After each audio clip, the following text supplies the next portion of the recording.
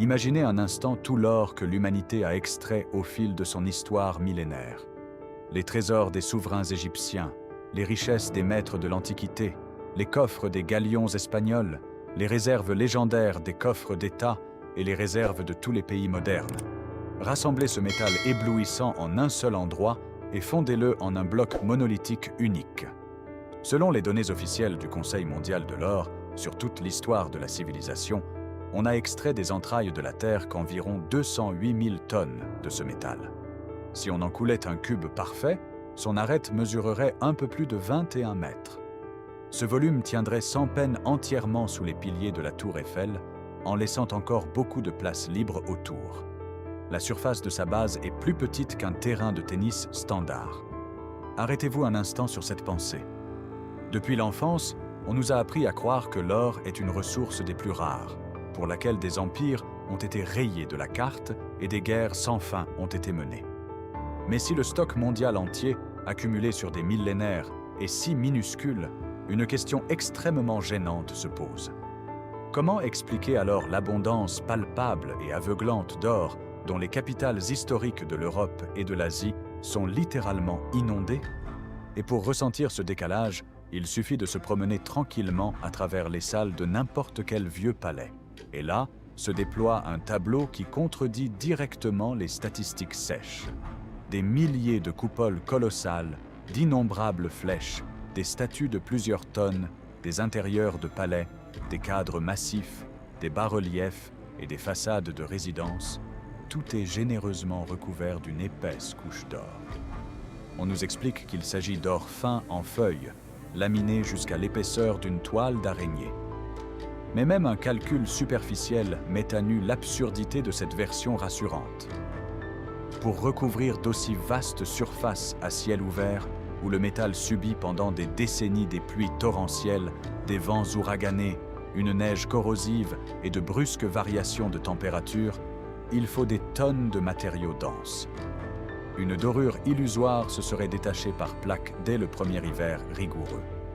Et ce n'est que l'architecture extérieure, sans compter les millions de kilos de vaisselle en or, de chandeliers massifs, de meubles, d'éléments de carrosse, de bijoux et de pièces de monnaie de plein poids qui étaient en usage quotidien chez chaque aristocrate et chaque monarque. Il s'en dégage une impression tenace. L'or était une sorte de matériau de construction et de décoration prestigieux, mais tout à fait ordinaire, et non une rareté sacrée dont chaque once était enfermée dans des caves, sous la garde d'une armée entière. On ne peut se permettre un tel gaspillage que si le métal était disponible en très grande quantité. Mais comment alors l'extrayait-on précisément? Selon les manuels scolaires, c'était un travail manuel, épuisant, d'un niveau technologique extrêmement bas. Les principaux outils des mineurs étaient de lourdes pioches en fer, des pelles en bois fragile, des treuils rudimentaires et des paniers tressés. Chaque jour, les gens descendaient dans des puits exigus, constamment inondés d'eau glacée, pour passer des heures, à la lueur vacillante de lampes à huile, à extraire des morceaux de roches récalcitrantes. Et maintenant, le point crucial. L'or ne se trouve presque jamais sous terre sous forme de lingots brillants déjà formés. Dans la nature, il est dispersé en particules infimes, invisibles à l'œil nu. Même dans les gisements les plus riches de la planète, la teneur réelle en métal pur se compte en quelques grammes par tonne de minerai lourd. Pour obtenir ne serait-ce qu'un kilo d'or pur, il faut à la main, sans engin de carrière, sans excavatrice hydraulique ni explosif, creuser, remonter à la surface, réduire en poussière et laver à plusieurs reprises des centaines de tonnes de pierres extrêmement dures. Multiplier cela par des millions de mètres carrés de dorure à travers le monde, et il s'agit d'un besoin constant de centaines, voire de milliers de tonnes de métal. Et puisqu'on broyait des montagnes entières de roches, ces montagnes devaient bien rester quelque part. Il n'existe pas. L'exploitation minière à grande échelle laisse toujours sur la planète des cicatrices hideuses, des carrières de plusieurs kilomètres, des terrils poussiéreux, des étendues désolées de scories traitées. C'est un effet secondaire inévitable de l'extraction du métal de la croûte terrestre. Pourtant, autour des grands centres historiques d'Europe, nous ne trouvons même pas de traces minimes d'un tel travail titanesque. Les paysages restent d'une pureté originelle, sans aucun signe de ces destructions qui auraient inévitablement accompagné le traitement manuel de millions de tonnes de roches. Où donc ont disparu ces volumes astronomiques de pierres extraites? Ils n'existent tout simplement pas. Et l'explication pourrait être radicalement simple. Il n'y a pas de déblais parce que personne n'a jamais creusé la roche à la pioche à une échelle aussi insensée. Toute la logistique de la version classique s'effondre comme un château de cartes. Le transport de cette époque, c'était des chevaux, des charrettes en bois et des routes de terre, entièrement dépendantes des pluies et du dégel. La livraison régulière de millions de tonnes de minerais bruts aurait paralysé n'importe quel État. Et l'entretien d'une immense armée de mineurs, leur nourriture et le bois pour étayer les puits auraient englouti des budgets dépassant de loin la valeur du métal lui-même. Économiquement, c'était une pure perte. Et pourtant, les rois continuaient à inonder leur capitale d'or comme s'ils n'exigeaient aucun effort. Cela signifie qu'il avait une autre source, cachée. La réponse se trouve dans la manière dont l'or était appliqué sur les dômes, et ce procédé laisse une trace empoisonnée. La science officielle nous renvoie à la technique de la dorure au feu. À la base, il y a l'amalgame, un mélange complexe et extrêmement toxique d'or finement broyé et d'une grande quantité de mercure liquide. Les artisans étalaient cette pâte lourde sur les éléments en cuivre et en bronze, puis les chauffaient à feu ouvert. À haute température, le mercure entrait en ébullition et s'évaporait en denses nuages de vapeur nocive, tandis que l'or s'incrustait solidement dans le support, formant cette fameuse couche qui ne ternit pas. Ça semble logique, jusqu'à ce qu'on prenne une calculatrice. Le problème, c'est les proportions. Pour dissoudre l'or en une pâte fluide et maniable, il fallait démesurément plus de mercure. Pour chaque once de métal, on y passait des litres entiers de ce lourd solvant. Rapportez cela mentalement à des milliers de mètres carrés de dômes, de flèches et de façades. À travers toute l'Europe et l'Asie, des rivières de mercure auraient dû littéralement couler à plein débit des milliers, des dizaines de milliers de tonnes. Et là, une nouvelle incohérence apparaît.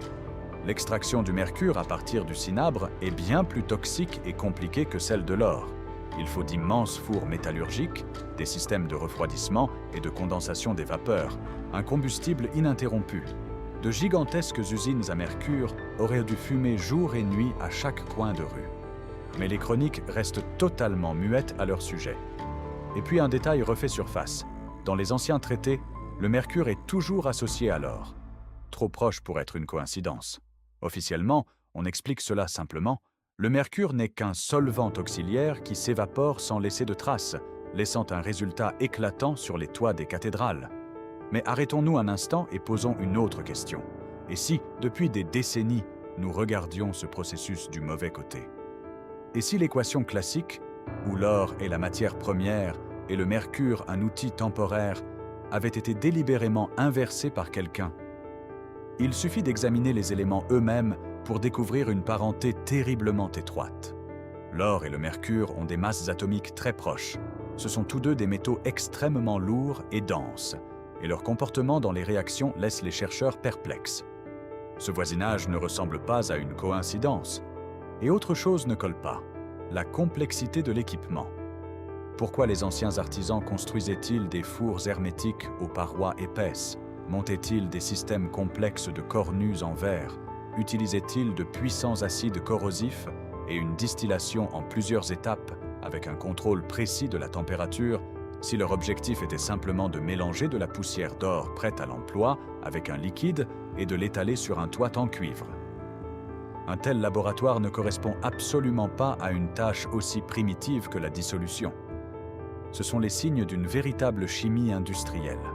Cela ressemble à une hérésie jusqu'à ce qu'on interroge la physique nucléaire moderne.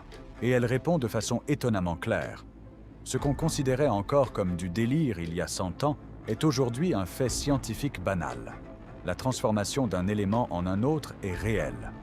Dans les laboratoires modernes, on prend du mercure liquide ordinaire, on bombarde ses noyaux de neutrons de manière ciblée, et on obtient de l'or véritable, à 100%, un isotope stable, connu sous le nom d'or 197.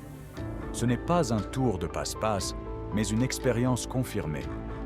Le noyau du mercure est si proche de celui de l'or qu'il suffit, pour la transformation, d'éjecter chirurgicalement un seul proton. La science le reconnaît, mais s'empresse de rassurer. Aujourd'hui, le processus coûte des millions et exige une énergie colossale, donc il n'a aucun sens commercial. Mais établissons un parallèle audacieux. Ce que notre époque résout par la force brute, en accélérant des particules dans d'immenses accélérateurs, aurait pu, autrefois, être résolu autrement par une voie chimique élégante, aujourd'hui oubliée.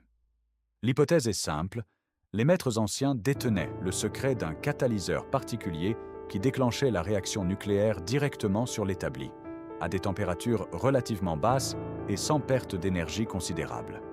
Et si l'on accepte cette idée, toute l'histoire s'en trouve bouleversée.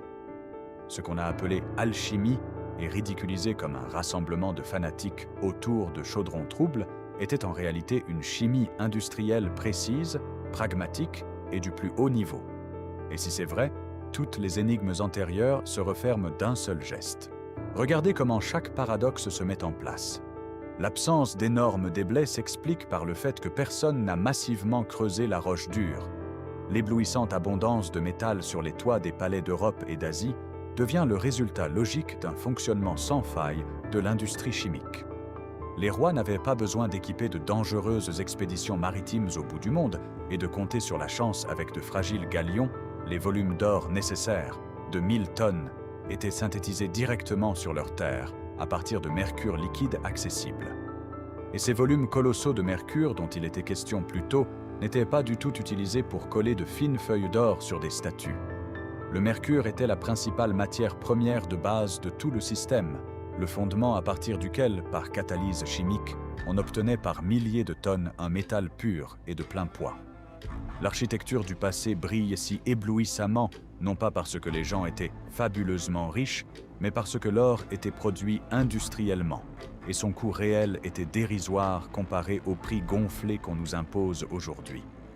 Et les traités alchimiques alambiqués, avec leurs symboles étranges, n'étaient pas le délire de mystiques, mais des cartes technologiques et des brevets codés, que les monarques protégeaient plus sévèrement que n'importe quel secret d'État. Une telle liberté ne pouvait pas survivre, elle gênait quelqu'un au point d'en mourir. Posons la question centrale de toute enquête. À qui cela profitait-il? Le pouvoir absolu ne se bâtit que sur la rareté. Si l'or peut être synthétisé à tout moment par n'importe quelle manufacture spécialisée, le métal perd instantanément sa valeur suprême et devient un beau matériau durable, à peine plus cher que le marbre ou le bronze. Or, pour contrôler des États entiers, pour financer des guerres et asservir les peuples par la dette, il faut de l'argent qu'on ne peut pas simplement créer dans un laboratoire voisin. Au tournant des époques, une nouvelle force entre en scène, les syndicats financiers transnationaux. Ils comprenaient parfaitement la loi immuable. Un pouvoir inébranlable n'est possible que par une rareté strictement contrôlée. Et cette rareté, il a fallu la créer artificiellement, transformant l'abondance en exception. La chimie industrielle a d'abord été marginalisée en lui collant à jamais l'étiquette moqueuse de alchimie.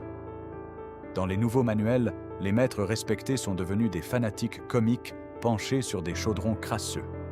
Puis, sous prétexte de lutter contre l'obscurantisme, on a détruit les laboratoires et les précieux traités contenant formules et plans de réacteurs ont été retirés des bibliothèques pour être brûlés.